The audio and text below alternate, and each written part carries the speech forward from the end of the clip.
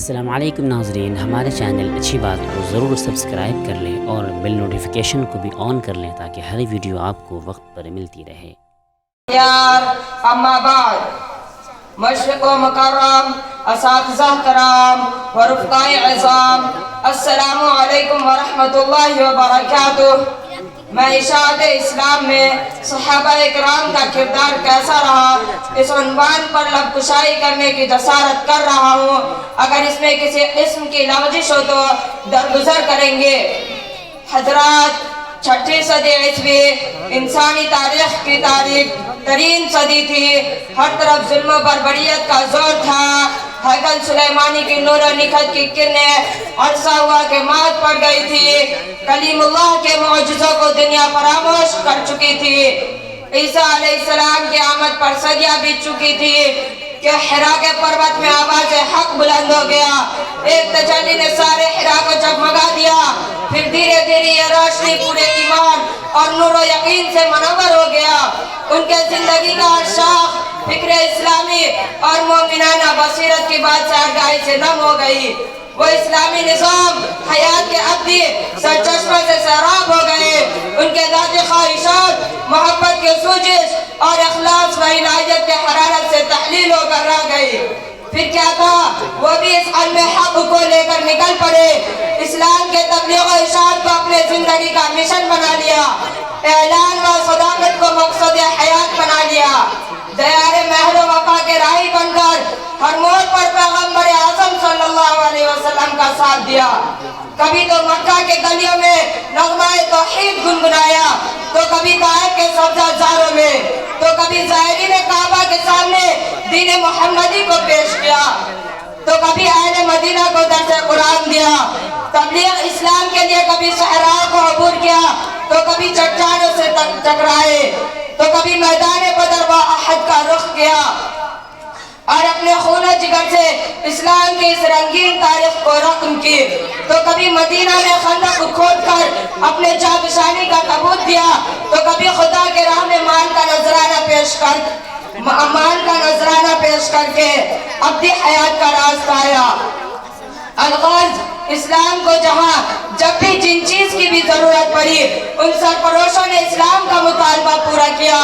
میرے بزرگوں، دوستوں، قربان جائے اس جاباز جماعت کے عزم و استقلال پر کہ کسی نے کوڑے پہ کوڑا کھانے کے بعد بھی عہد کا نعرہ بلند کیا، تو کوئی پھانسی کے پندے کو چوم کر نغمہ توحید گنگنایا، تو کوئی کفار مکہ میں ظلم و ستم کے باوجود صحن کعبہ میں نعرہ توحید بلند کیا، تو کوئی حبشہ میں رسالت محمدی کا تذکرہ کیا، اور تو اور اس جماعت حق نے پیغمبر اعظم صلی اللہ علیہ وسلم کا ساتھ دینے کے بعد تو اپنے وطن عزیز کو چھوڑ دیا۔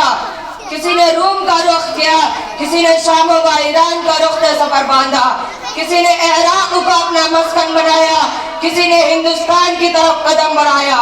الغرض، مجاہدین اسلام کے اسلام کے چراغ کو کئی اپنے جابشانی، کئی اپنے عشق و وفا کی حرارت، تو کئی اپنے خون و دل سے جلائے رکھا، اور چاہتے چاہتے دنیا کو یہ پیغام دیتے گئے کہ بھلا سکے گی نہ اہل زمانہ صدیوں تک میری وفا، میرے عشق و جنوں کے افسانے۔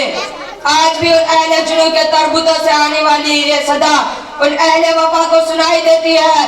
جہاں جہاں تمہیں نظر آئے لہو کا چراغ، مسافران محبت ہمیں دعا دیا۔ اللہ تعالی ہم سب کو صحابہ اکرام کے نقش و قدم پر چلنے کی توفیق مرحمت فرمائے، آمین۔ وآخر دعوانا الحمدللہ رب العالمین۔ تقریر کر کے چلے گئے۔ میرے دوستو، ہم اور آپ مدارس اسلامیہ والے ہیں۔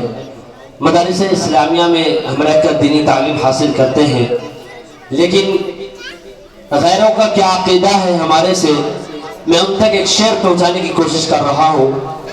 کہا جاتا ہے کہ یہ دینی مدرسے ہیں، دیکھ مت مشکوک نظروں سے۔ یہ دینی مدرسے ہیں، دیکھ مت مشکوک نظروں سے۔ ارے برائی سے یہاں تو بچہ بچہ دور رہتا ہے۔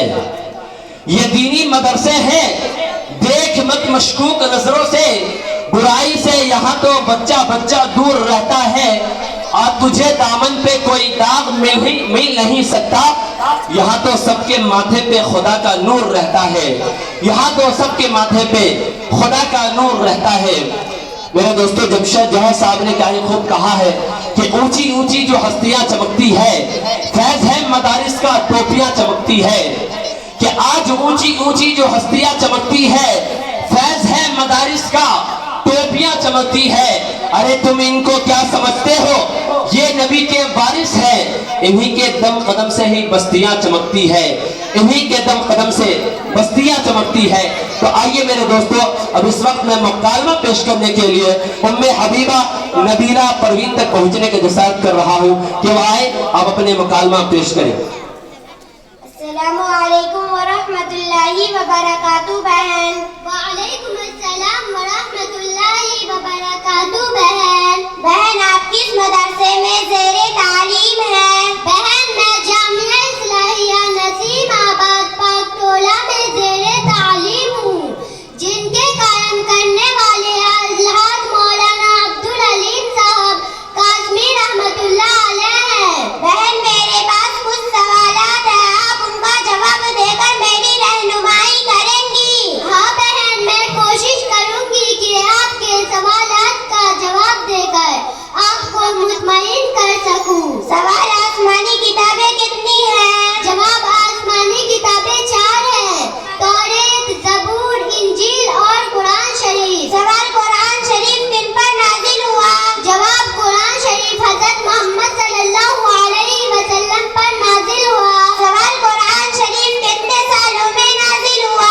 جواب قرآن شریف 23 سالوں میں نازل ہوا. سوال قرآن شریف کے معنی کیا ہے؟ جواب بہت زیادہ پڑھی جانے والی کتاب. سوال قرآن شریف میں کتنے منزلیں ہیں؟ جواب قرآن شریف میں 7 منزلیں ہیں. منزل کے معنی کیا ہے؟ جواب منزل کے معنی ٹھہرنا. سوال قرآن شریف میں کتنے پارے ہیں؟ جواب قرآن شریف میں 30 پارے ہیں. سوال قرآن شریف میں کتنے رکوع ہیں؟ جواب قرآن شریف میں 114 رکوع 540 رکوع ہیں. سوال قرآن شریف میں کتنے سجدے ہیں؟ جواب قرآن شریف میں 114 سجدے ہیں.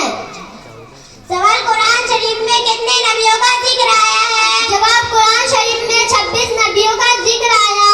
سوال قرآن شریف میں اللہ کا نام کتنی بار آیا ہے؟ جواب قرآن شریف میں اللہ کا نام 2584 مرتبہ آیا ہے. سوال قرآن شریف میں زکوٰۃ کی تاکید کتنی بار آئی ہے؟ جواب قرآن شریف میں زکوٰۃ کی تاکید 32 بار آئی ہے. سوال قرآن شریف میں نماز کی تاکید کتنی بار آئی ہے؟ جواب قرآن شریف میں نماز کی تاکید 700 بار آئی ہے. سوال قرآن شریف میں سورہ مکی کتنے ہیں؟ جواب قرآن شریف میں سورہ مکی 90 ہیں. سوال قرآن شریف میں سورہ مدنی کتنے ہیں؟ جواب قرآن شریف میں سورہ مدنی 24 ہیں. شکریہ بہن، آپ میرے سوالات کے جواب دے کر میری رہنمائی کی اور مجھے مطمئن کی.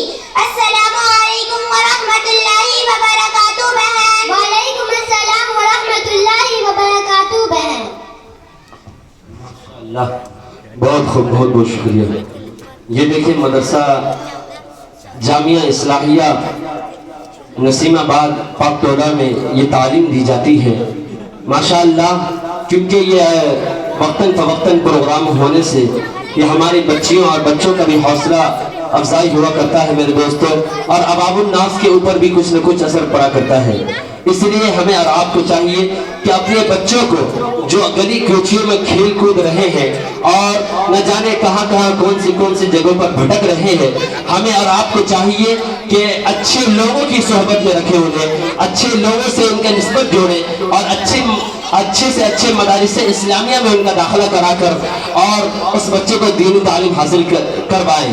میرے دوستوں مجھے یاد آتا ہے کہ کہا جاتا ہے کہ وہ مرد جو لا دوا تھا یار اچھا ہو گیا. دیکھیے گا یہ شعر ان کے والدین کے حوالے سے میں پڑھتا ہوں اور ان کے والدین تک، ان بچوں کے والدین تک میں یہ پیغام پہنچانے کی کوشش کر رہا ہوں. شاعر نے کہا کہ وہ مرد جو لا دوا تھا یار اچھا ہو گیا، کہ کہ وہ مرض جو لا دوا تھا یار اچھا ہو گیا، آب زمزم پیتے ہی بیمار اچھا ہو گیا۔ یقین جانیے حضرت، میں جمعرات کے دن ہمسائے کے سرزمین پر تھا۔ حضرت مولانا مفتی روح اللہ صاحب، حضرت مولانا مفتی امداد اللہ صاحب، ماشاءاللہ وہ اپنی اچھی اور سچی دعاؤں سے نوازے۔ جب یہ شعر میں پڑھا تو یقین جانیے جب میں پہ شعر پڑھ کر بیٹھا تو حضرت اپنے سینے سے لگا لیے اور اپنی ڈھیر ساری دعاؤں سے نوازے۔ میں ان کے والدین تک یہ پیغام پہنچانے کی کوشش کر رہا ہوں کہ وہ مرض جو لا دوا تھا یار اچھا ہو گیا، آب زمزم پیتے ہی بیمار اچھا ہو گیا، اور عالموں کی صحبت میں اٹھنے بیٹھنے کا فیض ہے، عالموں کی صحبت میں اٹھنے بیٹھنے کا فیض ہے۔ ارے تربیت اچھی ہوئی گھر بار اچھا ہو گیا، تربیت اچھی ہوئی گھر بار اچھا ہو گیا، عالموں کی صحبت میں اٹھنے بیٹھنے کا فیض ہے، تربیت اچھی ہوئی گھر بار اچھا ہو گیا۔ مجھے ایک شعر یاد آتا ہے، اس کے بعد سیدھے سیدھے ایک تقریر میں نام ہے اس مدرسے کے طالب علم کا، میں ان تک پہنچوں گا۔ اس کے بعد جو ہمارے مہمان خصوصی اور جو علماء کرام یہاں پر تشریف فرما ہے ان تک پہنچنے کی جسارت کروں گا، ہمت کروں گا، جرأت کروں گا۔ میرے دوستوں، مجھے کہنے کی اجازت دیجئے تو میں کہہ دوں کہ نبی کے پاؤں کے تلوے سے جب لگا پانی، نبی کے پاؤں کے تلووں سے جب لگا پانی، لگا کے زمزم و کوثر، لگا کر زمزم و کوثر تسلیم بن گیا پانی۔ الہی ایسا کبھی خواب ہی میں ہو جاتا، حضور کرتے وضو اور میں ڈالتا پانی۔ الہی ایسا کبھی خواب ہی میں ہو جاتا کہ حضور کرتے وضو اور میں ڈالتا پانی۔ وضو کے بعد یہ فرماتے مصطفیٰ ارشاد، شمیم پی جا یہ میرا بچا ہوا پانی، شمیم پی جا یہ میرا بچا ہوا پانی۔ آئیے میرے دوستوں، میں بلا تاخیر تمہید کے تقریر پیش کرنے کے لیے اس مدرسے کے طالب علم تک پہنچنے کی جسارت کر رہا ہوں، جن سے میری مراد عزیفہ پروین ہے، عطیفہ پروین ہے، وہ جہاں کہیں بھی آ کر اپنی تقریر پیش کریں۔ عطیفہ پروین۔ السلام علیکم ورحمۃ اللہ وبرکاتہ۔ میں آپ تمام حضرات کے سامنے وضو کا طریقہ سنانے جا رہی ہوں۔ وضو کس طرح کرنا چاہیے؟ صاف برتن میں پاک پانی لے کر پاک صاف اور اونچی جگہ پر بیٹھو، قبلہ کی طرف منہ کر لو تو اچھا ہے، اور اس کا موقع نہ ہو تو کچھ نقصان نہیں۔ آستین کہنیوں سے اوپر تک چڑھا لو، پھر بسم اللہ پڑھو اور 3 بار منہ دھو، مسواک کرو، مسواک نہ ہو تو انگلی سے دانت مل لو، پھر 3 بار ناک میں پانی ڈال کر بائیں ہاتھ کی چھوٹی انگلی سے ناک صاف کر لو، پھر 3 بار منہ دھو۔ منہ پر پانی زور سے نہ مارو بلکہ آہستہ سے پیشانی کے بالوں کو دھو کر پیشانی کے بالوں سے تھوری کے نیچے تک اور ادھر ادھر دونوں کانوں تک منہ دھونا چاہیے، اور دونوں ہاتھ کہنیوں سمیت دھو۔ پھر ہاتھوں کو بھگو کر سر کا مسح کرو، گردن کا مسح کرو، کانوں کا مسح کرو۔ مسح صرف 1 مرتبہ کرنا چاہیے، اور 3 مرتبہ دونوں پاؤں ٹکنوں سمیت دھو، پہلے دایاں پاؤں پھر بایاں پاؤں۔ السلام علیکم ورحمۃ اللہ وبرکاتہ۔ ماشاءاللہ، یہ ہماری بہن بتا کر چلی گئی کہ وضو کا کیا طریقہ ہے، وضو کس طریقے سے کرنی چاہیے، اور وضو میں کیا فرائض، کیا وضو میں کیا سنت ہے۔ ماشاءاللہ بہت ہی اچھے انداز میں بول کر چلی گئی۔ دعا فرمائیں کہ اللہ تبارک و تعالی مزید ترقیات سے نوازے۔ اب آئیے میرے دوستوں، میں ایک شعر پڑھ کر انشاءاللہ اس کے بعد سیدھے سیدھے ایک طالب علم اس مدرسے کا باقی ہے تقریر پیش کرنے کے لیے، اس کے بعد میں علماء کرام کے خطاب نامے سے ہم سامعین مستفید ہوں گے۔ کہا جاتا ہے کہ میرے دل میں اب تمنا یوں مچلنے لگے، میرے دل میں اب تمنا یوں مچلنے لگے، حاجیوں کا جب قافلہ نکلنے لگے، کہ میرے دل میں اب تمنا یوں مچلنے لگے، ارے حاجیوں کا جب قافلہ نکلنے لگے، اور دعا کرو کہ سب بن جائے زائر طیبہ، ارے مدرسہ اصلاحیہ سے مکے کی ٹرین نکلنے لگے۔ آئیے میرے دوستو، میں بلا تاخیر تمہید کے اس مدرسے کے ایک طالب علم فرقان مکرم تک پہنچنے کی جسارت کر رہا ہوں. آئیں اپنی تقریر سے ہم سامعین کے دلوں کو مستفید. السلام علیکم ورحمۃ اللہ وبرکاتہ.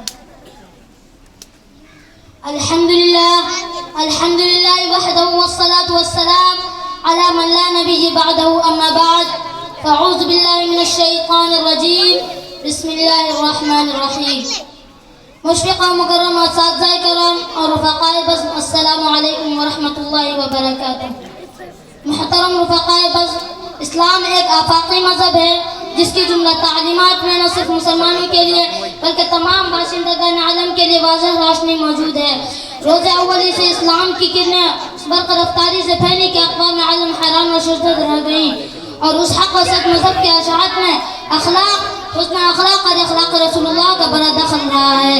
باطل نظریات کے حاملین نے یہ ثابت کرنے کے لیے ہر قسم کے ہتھ کنڈے اپنائے کہ اسلام کی اشاعت بروز شمشیر سے ہوئی ہے، لیکن تاریخ کا مطالعہ بتاتا ہے کہ اسلام کی اشاعت اخلاق بلکہ مکارم اخلاق سے ہوئی ہے، جس کا اعتراف اپنے تو جانے دیجئے غیر بھی کرتے نظر آتے ہیں. میرے بزرگوں، آئیے پیغمبر اسلام کے اخلاق کو سب سے پہلے دیکھیں، جنہوں نے اپنے کریمانہ اخلاق کے ذریعہ قلیل مدت میں زمانہ جاہلیت کو خیر القرون کا اعزاز بخشا. عرب کے سفاق خونریز انسان دوست بن گئے. ان کا اخلاق دیکھ کر دشمنان اسلام پاسبان عالم بن گئے. باغیان دین حامیان دین کے نام سے پکارے جانے لگے. الغرض اسلام ترقی کرتا چلا گیا. حضرات، آپ صلی اللہ علیہ وسلم نے بعثت کے بعد اخلاق کا جو نمونہ پیش کیا کہ اس کے فیض سے افسردہ چمن لہلہانے لگی، مردہ کھیتی میں جان پڑ گئی، سویا ہوا سبزہ جاگ اٹھا. سنسان باغ جن کی پتیاں مرجھا کر گر چکی تھی، اخلاق رسول اللہ کی ہوا چلتے ہی ان میں نئی اور ہری پتیاں نکل آئی. اب آئیے تاریخ کے اوراق کو کھولتے ہیں. مکہ فتح ہو چکا تھا، حضور اقدس اور آپ کے صحابہ غالب آ چکے تھے.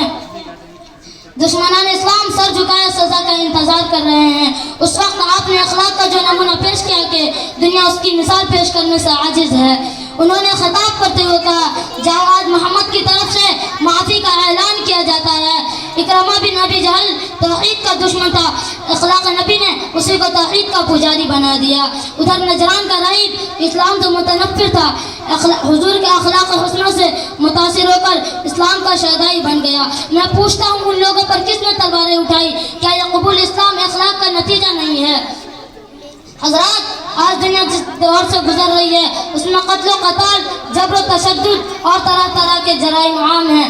تو وقت متقاضی اس بات کا ہے کہ آج ہم اسلام کے نام لیوا اپنے محبوب کی خوبی اخلاق حسنہ کو اپنائیں اور اس کی جھلک اپنی زندگی میں اتاریں تو غیر بھی اس کی گھنی چھاؤں میں آ کر پناہ لے سکتے ہیں. اٹھ کے اب بزم جہاں کا اور ہی انداز ہے، اٹھ کے اب بزم جہاں کا اور ہی انداز ہے. مشرق و مغرب تیرے دور کا آغاز ہے. اب انہی چند باتوں پر میں اپنی تقریر ختم کرتا ہوں. وما علینا الا البلاغ.